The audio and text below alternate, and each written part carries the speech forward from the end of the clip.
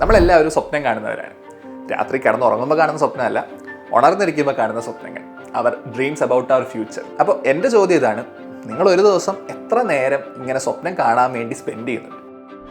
ഇത് എനിക്കുള്ളൊരു പ്രശ്നമാണ്. നല്ല നല്ല ഐഡിയകളൊക്കെ ഇടയ്ക്ക് തലയിലോട്ട് വരും. എന്നിട്ട് കുറച്ച് നേരം ഈ ഐഡിയ ഇംപ്ലിമെൻറ്റ് ചെയ്ത് അത് സക്സസ്ഫുൾ ആകുന്നതിനെക്കുറിച്ചും അത് കഴിഞ്ഞാൽ കിട്ടുന്നൊരു സന്തോഷത്തെക്കുറിച്ചും സാറ്റിസ്ഫാക്ഷനെക്കുറിച്ച് ആലോചിച്ചിങ്ങനെ ഇരിക്കും. ഈ ആലോചനയെല്ലാം കഴിഞ്ഞ് റിയാലിറ്റിയിലോട്ട് തിരിച്ചു വരുമ്പം ആക്ച്വലായിട്ട് ഈ ഐഡിയയ്ക്ക് വേണ്ടി വർക്ക് ചെയ്യാൻ തുടങ്ങുമ്പം ഒരു മോട്ടിവേഷൻ ഫീൽ ചെയ്യത്തുമില്ല.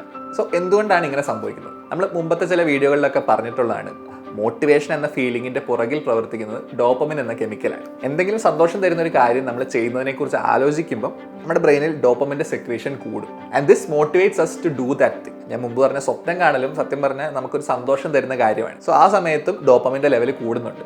എന്നാൽ കുറേ അധിക സമയം ഇങ്ങനെ സ്വപ്നം കണ്ടുകൊണ്ടിരിക്കുമ്പം ഈ കൂടി നിന്ന ഡോപ്പമിൻ്റെ ലെവൽ പതുക്കെ താഴും. മുമ്പുണ്ടായിരുന്ന നോർമൽ ലെവലിലും താഴോട്ട് പോകാനുള്ള ചാൻസ് ഉണ്ട്. ഇങ്ങനൊരു ഡിപ്പ് വരുമ്പം നമുക്ക് തുടക്കത്തിലുണ്ടായിരുന്ന മോട്ടിവേഷൻ പോലും ഇല്ലാത്തൊരവസ്ഥയാവും. സോ ഈ ഒരു പ്രശ്നം നിങ്ങളുടെ നീറ്റ് പ്രിപ്പറേഷനെ എഫക്റ്റ് ചെയ്യാൻ നോക്കണം. ഓൾറെഡി നമ്മൾ സ്വപ്നം കാണുമ്പോൾ കുറേ സമയം പോകുന്നുണ്ട്.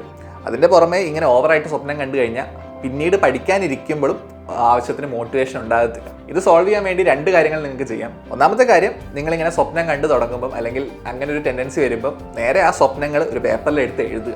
നമ്മൾ അരമണിക്കൂറൊക്കെ എടുത്ത് ഒരു BGM ഒക്കെ ഇട്ട് കാണുന്ന സ്വപ്നങ്ങളൊക്കെ ചിലപ്പോൾ എഴുതി വരുമ്പോൾ ഒരു 2-3 സെൻറ്റൻസേ ഉണ്ടാകത്തുള്ളൂ. And that will help us keep in touch with reality. രണ്ടാമത്തെ കാര്യം, നിങ്ങൾ സ്വപ്നം കാണുമ്പോഴും ഫൈനൽ ഔട്ട്കമ്മിനെ കുറിച്ച് ഒരുപാട് ആലോചിക്കാതെ ആ ഒരു ഔട്ട്കം അല്ലെങ്കിൽ ആ നിങ്ങൾ ആഗ്രഹിക്കുന്ന റിസൾട്ടിലോട്ട് എത്താൻ വേണ്ടി ചെയ്യേണ്ട സ്റ്റെപ്സ്, ആ സ്റ്റെപ്സിനെ കുറിച്ച് ആലോചിക്കുക. സോ ഓർക്കുക, ഈ വൈറ്റ് കോട്ടൊക്കെ ഇട്ട് സ്റ്റെപ്പൊക്കെ പിടിച്ച് നടക്കുന്നതിനെ കുറിച്ച് ഒരുപാട് സമയം സ്വപ്നം കണ്ട് കളഞ്ഞവരല്ല ഇന്നിപ്പം മെഡിക്കൽ കോളേജുകളിൽ പഠിക്കുന്നവർ. അതിനാവശ്യമുള്ള വർക്കിൽ ഫോക്കസ് ചെയ്തവർ മാത്രമാണ് ആ ലക്ഷ്യത്തിലോട്ട് എത്തിയിട്ടുള്ളത്. ഇതിലേതാകണം എന്നുള്ളത് നിങ്ങൾക്ക് തീരുമാനിക്കും.